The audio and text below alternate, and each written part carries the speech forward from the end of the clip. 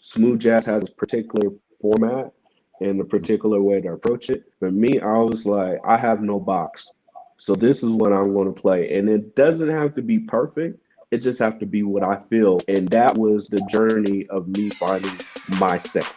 Welcome to the Greatness Ignited podcast, where we have conversations about the greatness of others so that you can recognize the greatness in you.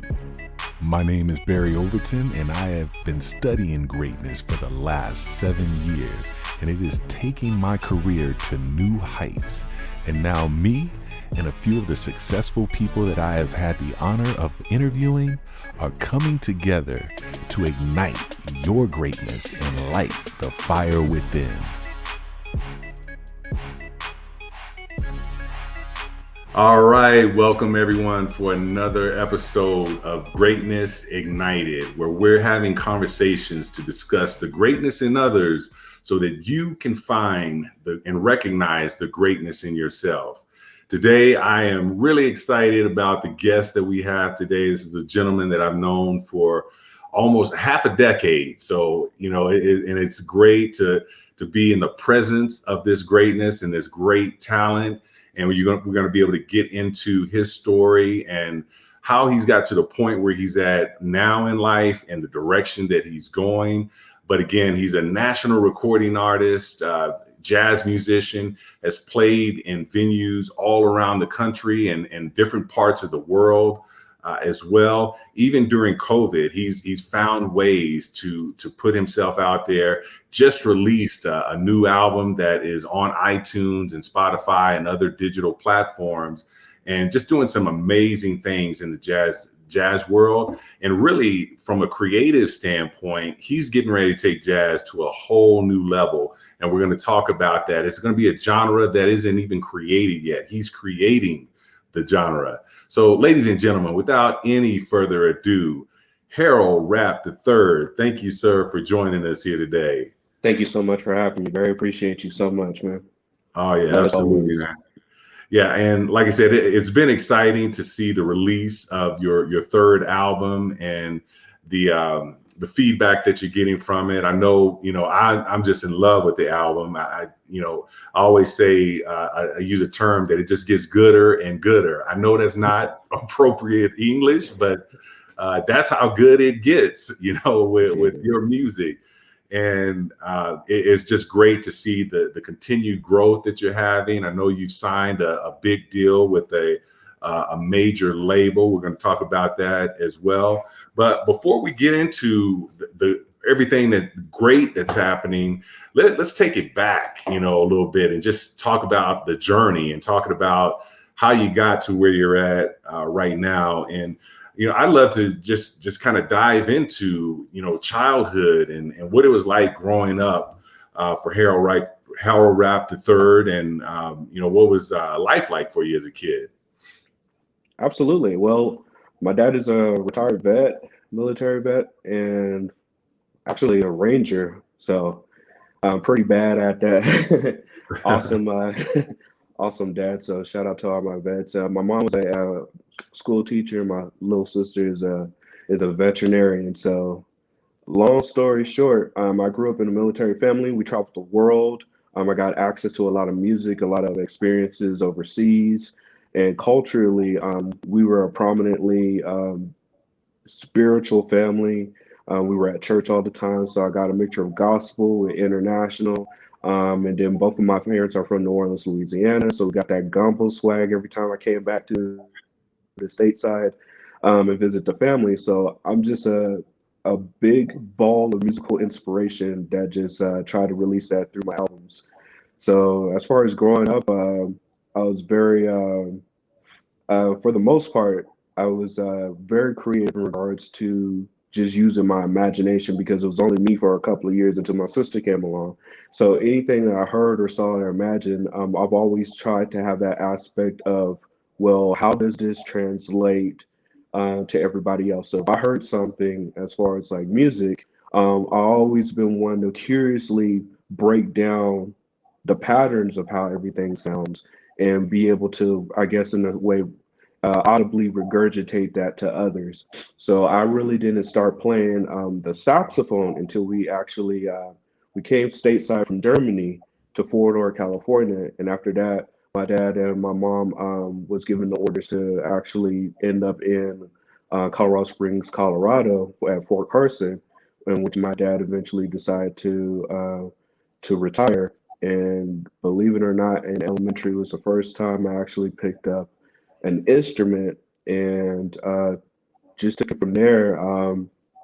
To break down the story a little further, my mom brought a VHS, back in the day, and put that in, and I saw a saxophonist that was going over how to play sax.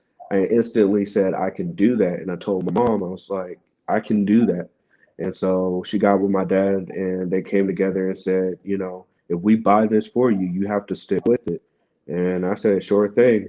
They bought me a saxophone after like going through the ads, and they finally brought it to me, and within 5 minutes, I was able to play songs. Wow. And you talked about starting this in elementary school as, so early childhood. And Correct. a lot of times you think that, when you see someone and they've evolved into their professional career as an adult, and you think, man, they must have been dreaming about this, from the very beginning. But and Mhm. it was really cool to hear that this was not necessarily the first love. This was not your dream. And we talked about Correct. what you dreamed about doing. And just share that with the audience, because it's totally different than being a Absolutely. jazz artist. Absolutely. Well, actually, when I actually wanted to be a marine biologist, so I didn't actually think of anything with the saxophone as far as a career until much, much later on, later in college, and that came by only desperation of just trying to like be a college student and just make money. So my dream was I was going to, go to Southern or Grambling University and study marine biology and then do band on the side, just, as something to just kind of get me through. Because during the time I was heavily influenced by the South at HBCU and just like high step and marching bands and how they played all the hits and dance and stuff like that. So entertainment was drilled in me at an early age from my uncles who was from New Orleans, and one of them, had his pledge where studying university, doing the marching bands, and then also teaching and training. And they would send me VHSs so I can learn, the ways of the South since I was, wasn't there permanently. So my goal was completely different, and so it just happened to work out that way with the sax. Yeah. And, another story that you shared with me was when you got to school and there was a challenge that you faced in regards to reading music. And, Correct. I think again, when people that you have a huge fan base, and when people hear you play and they see your talents now, a lot of Right. times it's hard to even imagine that there were challenges along the way. But one of the first in regards to jazz music itself was being able to read music. If you want to just kind of share a little bit more about that as well. Absolutely. So I did not grow up reading music. My parents did not listen to jazz music or anything of the sort. My dad introduced me to smooth jazz way later on when I was getting ready to graduate high school. And I'll share a little bit about that story later on. But growing up, primarily in the house was gospel. And then, although my mom was a music teacher, she basically focused on elementary music. So there wasn't like sheet music, and my mom at the time, was pressing it because I was focused on everything else. My dream of being a marine biologist, and then for the church, being from a Pentecostal background, typically everybody tried to start on drums or somebody had to fill in or play piano a little bit. And I happen to have a sax, and I'll play sax for a little bit, and that was pretty much my unit growing up as far as music. Now, when I was in school, my elementary school teacher taught me about the basics of it, but it didn't translate to as far as like chord progressions and literally how to play different scales because I was young at the time. When I progressed to middle school, I pretty much faked my way through music all the way through high school. I literally heard what they were doing as far as the first cheers and second cheers, and I would mimic it throughout the concerts just by ear. So I knew what to play because I listened to it so much. So I actually just mimicked everything they did, and nobody knew until until I got to college. And Mm. so, to make an extreme long story short, got to college, ended up getting an opportunity to audition at Denver University Lamont School of Music. And I was honest with them. I was like, I don't know how to read music. And so they asked me, the professors asked me, what can you do? And I said, I believe I can play. I had a whole bunch of church experience at that time. So, I thought I can, do a little something, something. So they all got on their instruments, and they said, when we point to you, you play. I said, Mm. okay. So they all got on their instruments, they played, and they pointed to me. I soloed. And at the end of it, they said, welcome to, Lamont School of Music, and gave me a scholarship. Wow.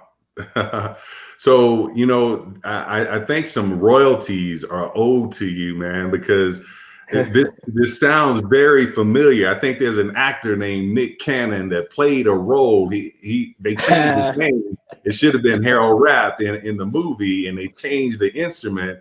But we may have to go after them folks that wrote Drumline, because I think they may owe you some royalties, because you are a real life version of that. Of that story. But that's, it's powerful in itself because again, I could imagine, just from a mindset standpoint, that getting to school, getting that far, and then getting to a school and realizing, okay, I can't read music, and you have, a band instructor that, obviously would have some concern about that. And now you're thinking to yourself, am I going to even be able to stay, a part of this group and this band? And am I going to be able to go to school? But yet and still, again, that the way you just described it, it sounds like a scene out of a movie. Hey, follow us, and then when I pointed, you play, and then at the end of it, they tell you, hey, welcome. That's powerful. But share with me just a little bit in regards to the mindset that you were going through at that time, because I'm sure you knew of your talents. There was just, again, this handicap that you had. Correct. Absolutely. There was a steep learning curve. As soon as I definitely received my scholarship and dove right in, the culture and environment of the music school is that a lot of those kids that got accepted into the conservatory grew up on lessons. So whether it was classical or jazz or just improv or whatever like section that you were dealing with or going to school for, these kids were well prepped. And here I am, just that kid from down the way who just came in and got a scholarship, not reading a lick of music. You have to understand that you are being thrown in jazz ensembles, and you have to be tested and tried. And I was missing the mark. I had a 2 year steep learning curve to kind of accomplish.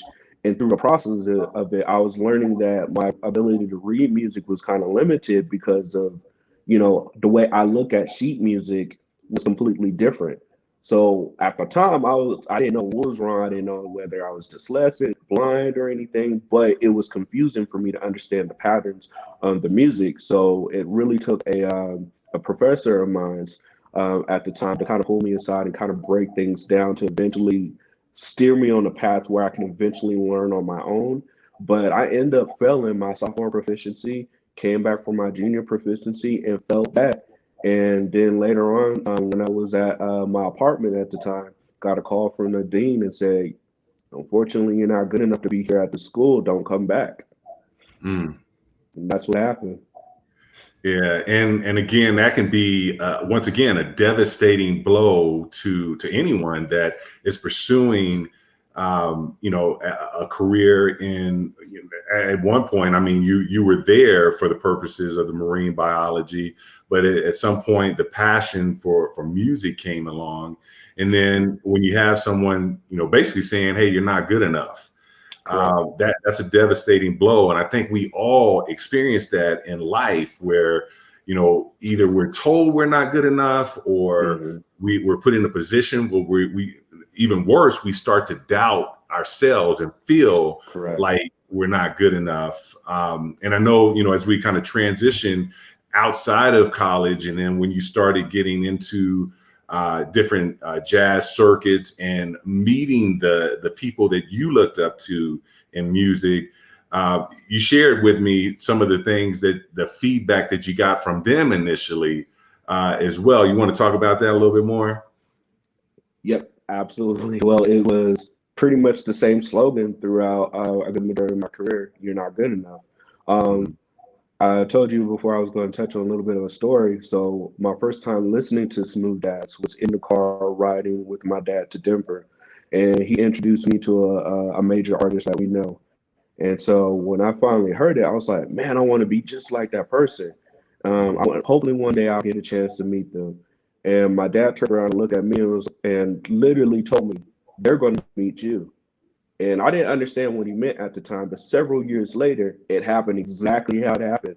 Happened to be in LA, doing a concert for a mutual friend and a person, and introduced me. And then next thing you know, I was on that platform to go ahead and to work with, that artist, which I did. So to make a long story short, continuing with it, you're looking up to your heroes and you're thinking you're doing it, and just to be told, unfortunately, you're not missing the mark because you don't play a certain way.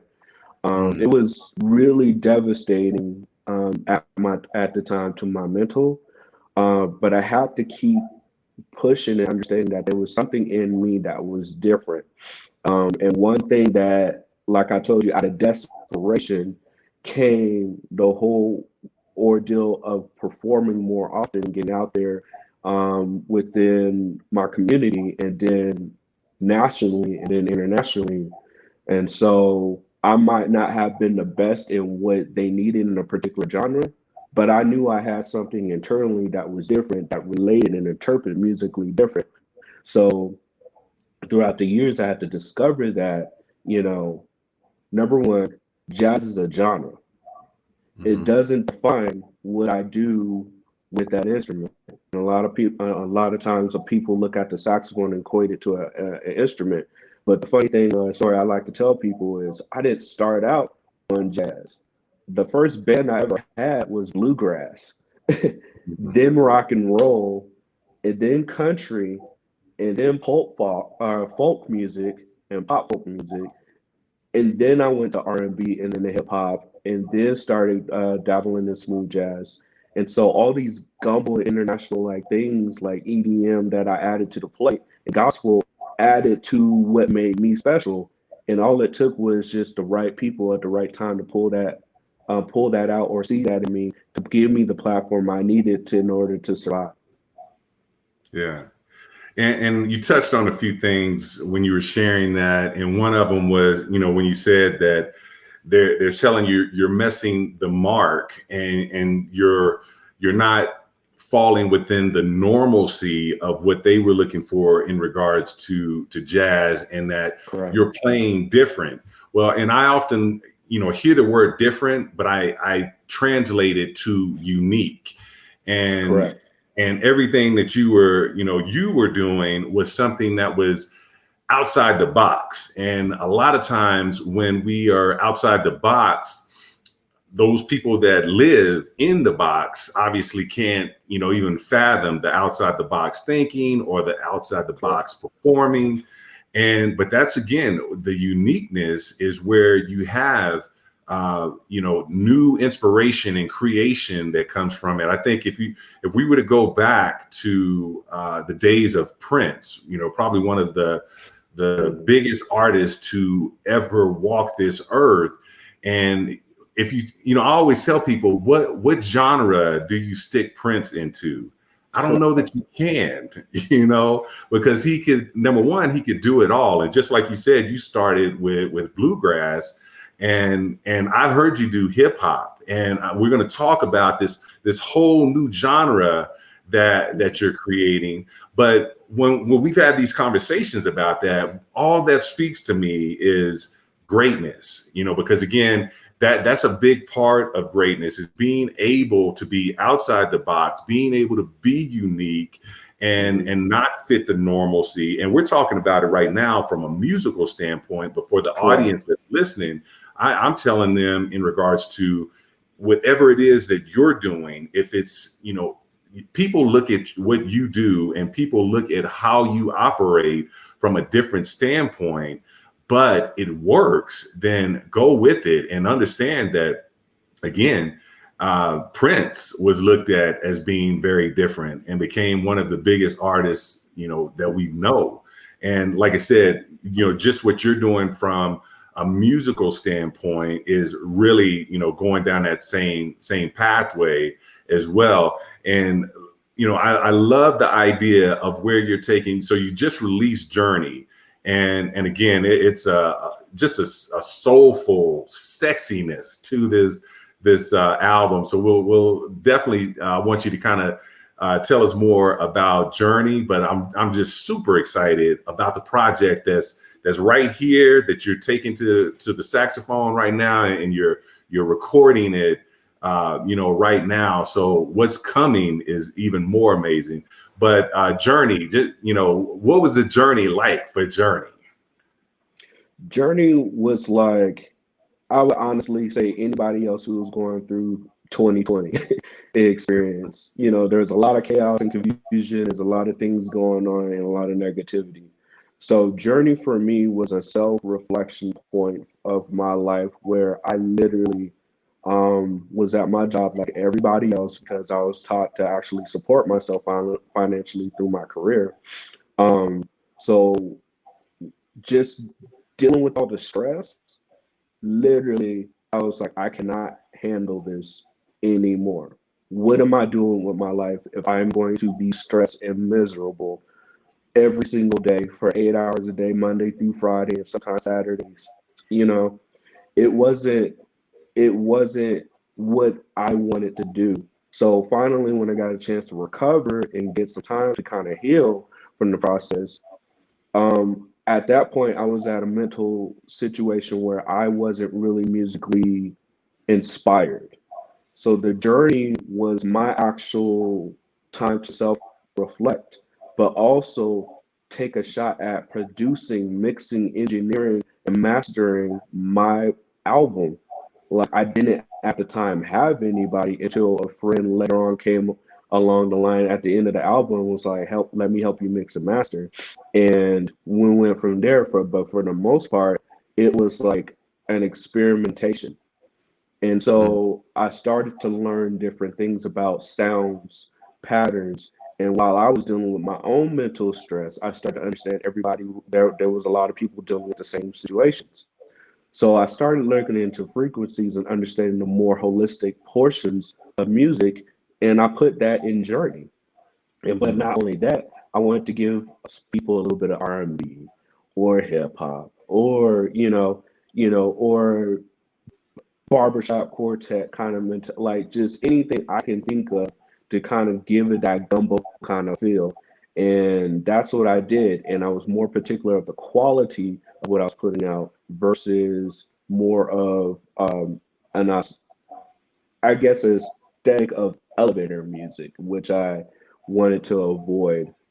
Smooth jazz has a particular format and a particular way to approach it. For me, I was like, I have no box.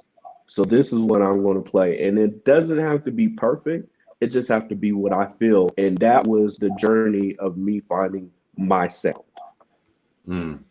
Yeah. And you make some really good points there. One of them being, I mean, you're very relatable when you talk about, 2020, and we all went through these struggles and pain. Many of us went through loss. And to hear you being transparent and sharing that it was no different for you, even though you released this album and you were working on this album during 2020, it was there was struggle in it. And I can tell you as a writer, because I wrote a big part of my book in 2020, and two of the areas that are in my book, the beginning and the end, are both involving death. The one of them, because I didn't know the last chapter of my book until January 26th. I had no idea where I was going to go with it. January 26th of 2020, Kobe Bryant died in that helicopter crash. And it was January 27th, I started writing it, and it was about legacy. And I did a lot of research on him, and I was really hurt by his loss. Now, I won't tell you, I'm not a huge basketball fan, but I was a fan of Kobe. But I wasn't like a huge follower of him. But I can tell you, I became a bigger fan of him after his passing, because I did all this research and started to understand the way he thought, and not just at 41, but the way he was thinking at 11 and 13. Correct. And it was therapeutic to be able to write about him, and it helped me to deal with his loss. And that prepared me for an even bigger loss that I experienced in July of 2020 with the loss of my nephew at 17 years of age. And this guy, my book is Greatness, Ignite Your Greatness. And this kid at 17 was the epitome of greatness. And so to lose him at such a young age, knowing that he had all the rest of his life that we thought to live and do some amazing things, it was heartbreaking. And to be able to write, so he's on the front end of my book as a dedication. Kobe Bryant is the last chapter of my book. And, I know that being able to write and have an outlet, just like you do with music, was something that allowed me to work through the pain and the grieving. And honestly, just like with Journey, your album, something beautiful came out of it for me once it was published. And I remember telling you the first day that I downloaded the album, I said, man, this is the best one yet, in regards to Journey. So I hope that the listeners receive that and understand that while we have these struggles that we go through, what's important is that we find a way to make something positive out of the struggle. And again, what you're leaving behind, music will be here forever. Beethoven wrote music years ago that is still here. And that's a part of his legacy. So that's what I'm excited about for you, is just in regards to being able to write and leave a legacy. And I'm also excited about the new venture, the new direction that you're going with it. But before we jump into that, I also want to just touch on, again, we're talking about greatness and we're talking about the struggle. And I know for years that you had been trying to get signed on with a label, and just recently you've been able to make that happen. And you're currently signed with a label, correct? That is correct. I am signed with the Stash House, which is an entity of KMG, as well as Sony Orchard or The Orchard. And I signed a two album distribution deal with them, and that's been quite a journey just to get to that point.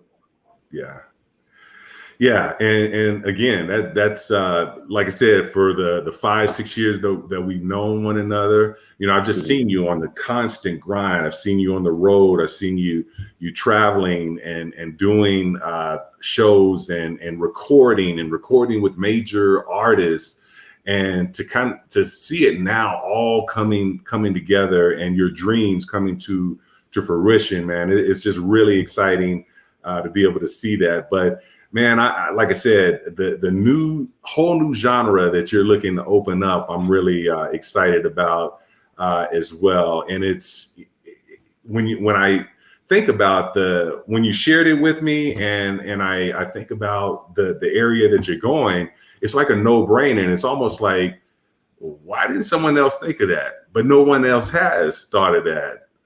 Is that correct? Well, I mean, certain people have thought of it as a different aspect. I'm just taking a concept and basically fine tuning it to what I know how to do. Like we say with the phrase, there's really nothing new under the sun. But with me, as far as the genre is concerned, when I break up all the barriers and everything, I start focusing on the sounds and the quality. Let me just be honest. You have to, in this field, in this industry, and pretty much anything that you are passionate about, you have to believe 150% and almost be almost borderline crazy to understand that what you have in your gift inside of you belongs to you. and that no matter what you go through, that you continue to pursue it because you know that you are true and unique to your gift. So for me personally, understanding instrumental music and understanding that I can't sing, I have to interpret things in a different way, and that came by experiences, personal experiences, ups and downs, performing in stadiums, and learning how to get an emotion and evict an emotion out of people through sound, and which makes me unique, almost like a musical linguist. That's what I like to call myself. And so, as far as defining what I consider is um, a revamp to a new genre, is saying is actually breaking down the barriers of what people put as far as like instrumental music, and remembering actually back in the day when Ken G was featuring Whitney Houston and everybody, he had a particular sound that everybody gravitated towards that created other platinum artists. So Mm. for me, my journey and figuring out music started with not only quality and sounds, but starting to understand holistic medicine because I worked in the medical field for 15 years, but understanding what it does for music. When you start using music as a healing purpose, you start to understand scientifically, number one, it can help with dementia. Music can help with autism. Music can help with physical therapy because it triggers something in our mind. If you want to listen to something to get you hype ready for the next day, you go and listen to a particular genre or a sound that's going to get you motivated. If you want to relax, you go and listen to something that's going to make you relax. Now, understanding that as an instrumentalist, I like to deliver that in a holistic portion, and then I started to focus on meditation music. But not only meditation music doesn't have to be Indian flutes and drums. It can actually have a rhythm to it. It can be, it doesn't have to have a form. It can be slow. It can be fast. It can stop. It can do everything. So I'm excited for the next album because people are going to understand that music does not have to be in what we consider a particular box or genre. It can just be whatever the artist's, internal gift is projecting to you. Yeah. Yeah, and I know you share an example on Journey with the song Rain, of an Correct. idea of kind of the direction that you're going with it. And I remember when you sent that to me before the album came out, it's probably, I think, the spring or early Correct. summer last year. And I was like, man, this right here, and it is, you're so right, man. It is soothing.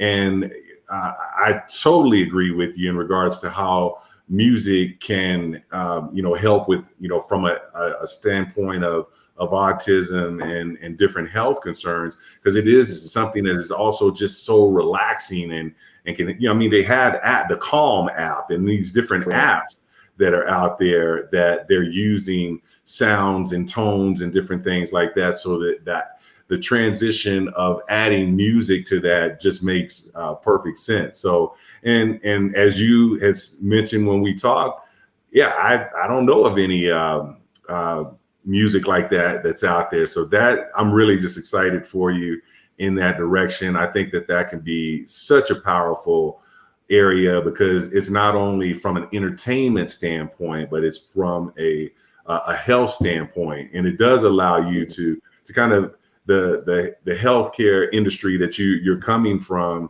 and the music industry that you're entrenched in, bringing the two together. So that's really exciting. Yep, that's the next project, and I can't wait to share it with you. It's been, like I said, a journey to get to that point, but I believe it's going to do a lot of good for not only myself, but a lot of people throughout the world, and bring some new element to what something besides what we're used to hearing on the radio, and just getting people comfortable with being uncomfortable listening to something different. Yeah, I totally agree, man. Yeah, well, brother, it has been a pleasure to have you here. And ladies and gentlemen, if you are looking to book Harold Rapp, you can see scrolling at the bottom of the screen, Harold Rapp III. It's the number 3, HaroldRapp3.com. You can go to his site to be able to book him. And again, if you haven't heard his music, go to the iTunes, Spotify, and all the other digital platforms out there. Download Journey, download some of the other music, and get ready to just relax and be inspired. I always joke with him that he's the only guy that I know that can make the national anthem sound like baby making music. And he truly does. If you go to YouTube and find one of his national anthem songs, you'll see what I'm talking about. But ladies and gentlemen, it's been a pleasure to be with you here. And Harold, I really appreciate you. It's an honor to have you with us as well. Thank you. And I'm looking forward to the next album. And I'm still killing it with Journey. It's on heavy rotation right now. So congratulations with that, and definitely looking forward to all the new endeavors. Well, thank you for having me. I appreciate it. Thank you for the support. Everybody definitely go download and support and stream. Every single stream and download helps. My Journey album available today on all digital streaming platforms. And if you want to connect with me, it's Harold Rapp III, Harold Rapp III, on all social media platforms. You can find me on Facebook, Instagram, Twitter, TikTok. It doesn't matter. Connect with me, reach out, let me know what your favorite tunes are. I like to hear your feedback. All right, there you have it, folks. It's great seeing you and great being with you. And remember, the struggle is real, but so is your greatness. Ignite your greatness, take a leap of faith and you'll make it. Wanna live life to the fullest, you gotta be hardworking and patient. You got the fire within you, you got a dream that you should be chasing. Pushing through to the finish line and you got no time to be wasting, yeah. Ignite your greatness, take a leap of faith and you'll make it.